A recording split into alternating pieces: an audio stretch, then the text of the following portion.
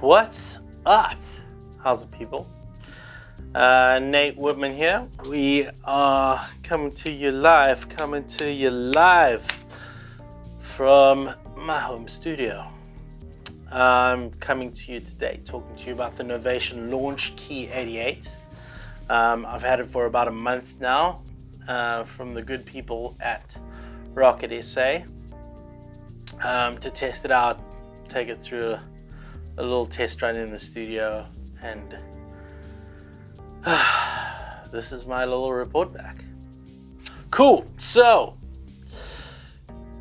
Launchkey 88 connects via a little USB cable. I will put one up here and then you'll be able to see the cable you need to connect.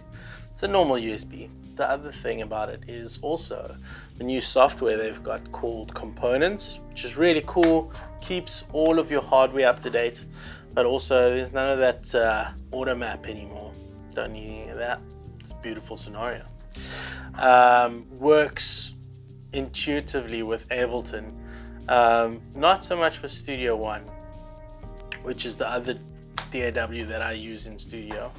And what they say on the website is you connect it via HUI, HUI, but that would be the device itself. So your faders and record arms and pads and channel selects, that's what the device actually is. So you actually have to add in the keyboard as a secondary device for Studio One, for anybody doing the Studio One route with this keyboard.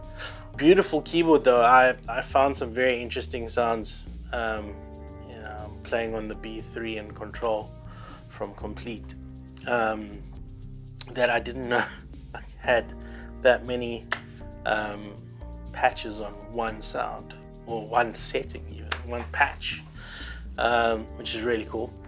So ease of use, really good. Single cable, very nice. Other thing it does is it comes with a bunch of software, a crap load. It does Ableton Live Lite, which already, if you don't have anything, gets you started. Then you've got XLN Audio's addictive keys. You get one out of their range. So select well. Before you select your XLN, check out all the AAS plugins that you get, because Lounge Lizard is also an electric keyboard, more like the sort of Rhodes type of sounds that you can really kind of tweak quite a bit. So yeah, you've got basically the addictive keys can be normal acoustic. They've got a Rhodes, they've got a CP80, which I really like, the Electric Grand. I've got their Rhodes as well, but that Electric Grand is one of my favorites. Other than that, I would say AAS also comes with, other than the Lounge Lizard, there's a strum session, which is a guitar one for all the keyboard players who can't play MIDI guitar like a guitarist would. This is the app. This is the application that you need, really, which is kind of nice. There's an ultra analog synth as well, which has a bunch of patches, a couple of artist packets in there as well, with their plugins. But yeah, filled chock-a-block with stuff. Also, in addition to that, Spitfire Labs gives you expressive strings. I haven't tested this one out, actually. Out of all of them, that's the only one I haven't really looked at. But I do have some. I've got intimate strings from Spitfire, which I've bought.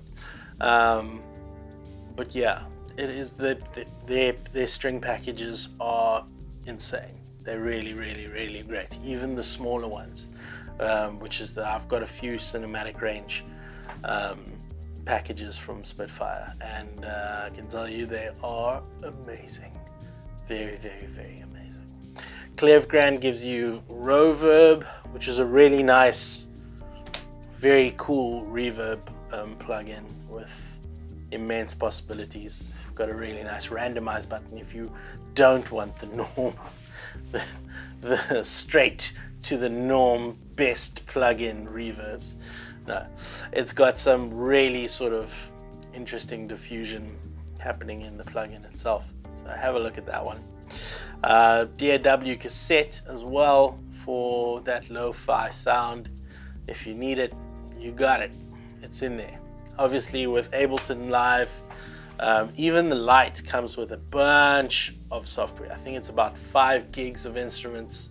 So you'll have a basic drums scenario, keys scenario.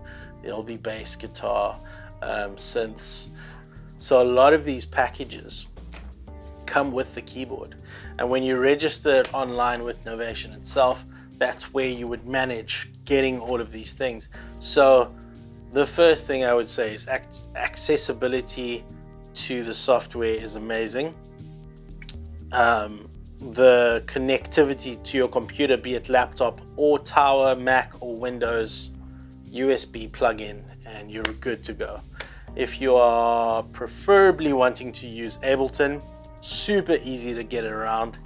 If you're looking at Studio One, remember the UE setup is just for the device. Add in the keyboard below as a secondary device and you'll be good to go. Other than that, I've had a lot of fun exploring Ableton with the keyboard. It gives me a little bit of a extension away from the actual computer, which is very interesting. I've never done that before because normally I load up one thing, play one thing, load up another thing, play one thing. So this is a really cool thing. It's quite nice if you have a set template, like throw in a drum, a bass, a keys, build up to about 8 different things. You could basically not touch your computer for a while and build your tracks just using the keyboard itself, which is definitely something I've never dealt with or done before. So yeah, the track playing in the background, did that with all the plugins that you're gonna get, and Ableton. That's it. That's it for now. I will delve deeper if people find this very useful. But have a great day, and I'll see you on the flip side. Cheers.